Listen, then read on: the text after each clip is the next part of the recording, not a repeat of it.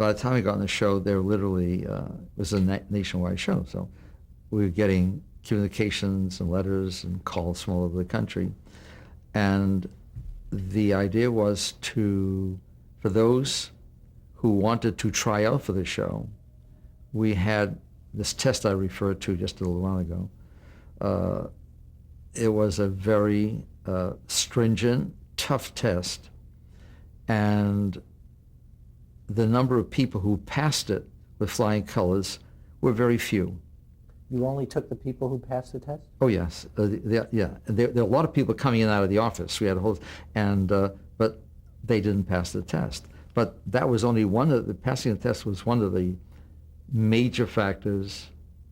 There was also the person, him or herself, because by the time I got on the show, while I was on Tic Tac Dough, even though the monies were not in the region at that time, because we're now talking in the year 2000, at that time in the 50s, our dollar then would be $100 today almost. It was much higher.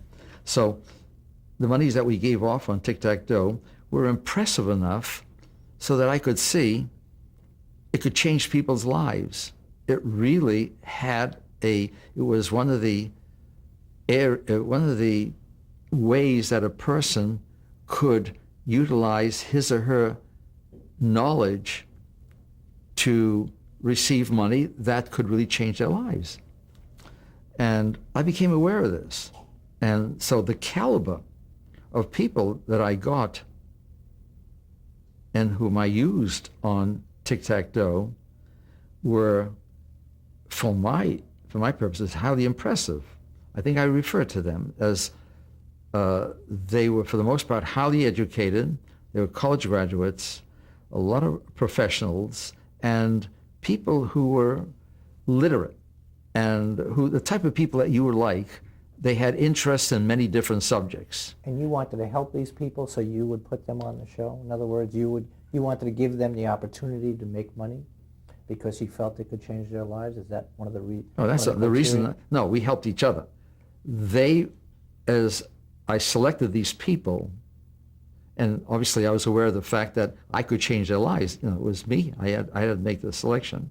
So, and it made me feel good. This is one way I could help humanity with NBC's money. But the ratings were very good. They were providing the ratings that helped the sponsors for Tic Tac Dough and for NBC. NBC was very happy. So the same applied to 21 on a much higher level.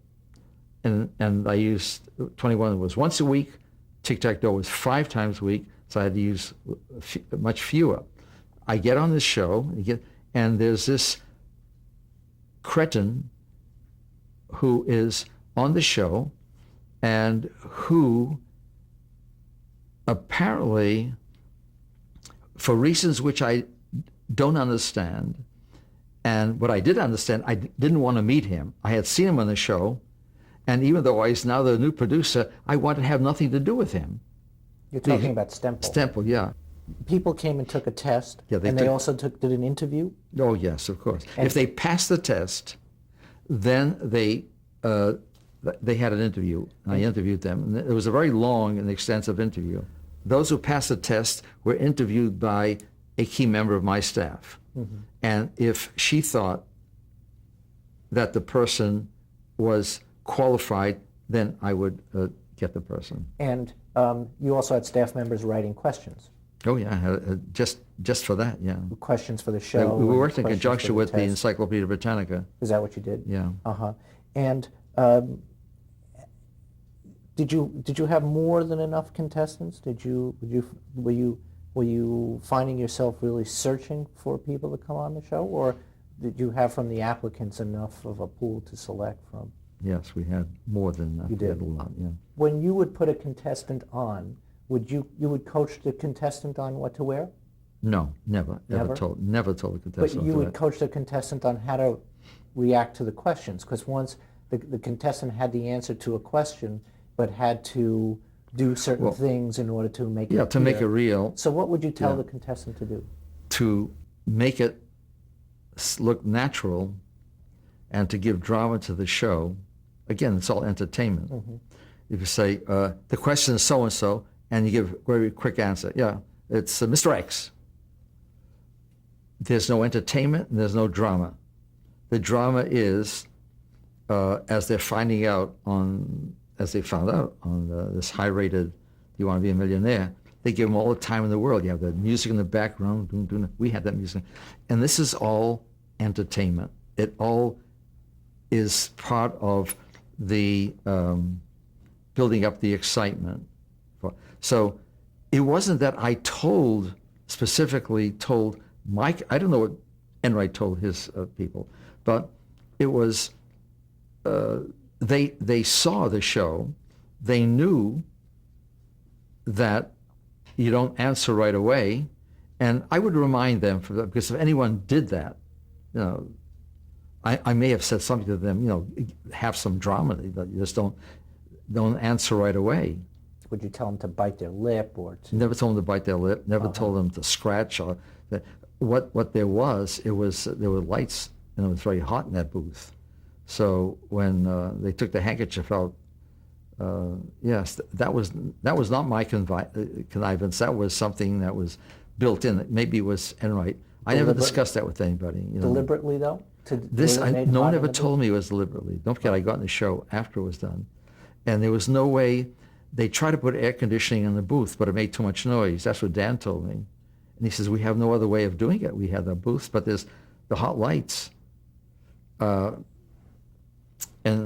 so therefore, So it just worked out that people would sweat. Yeah.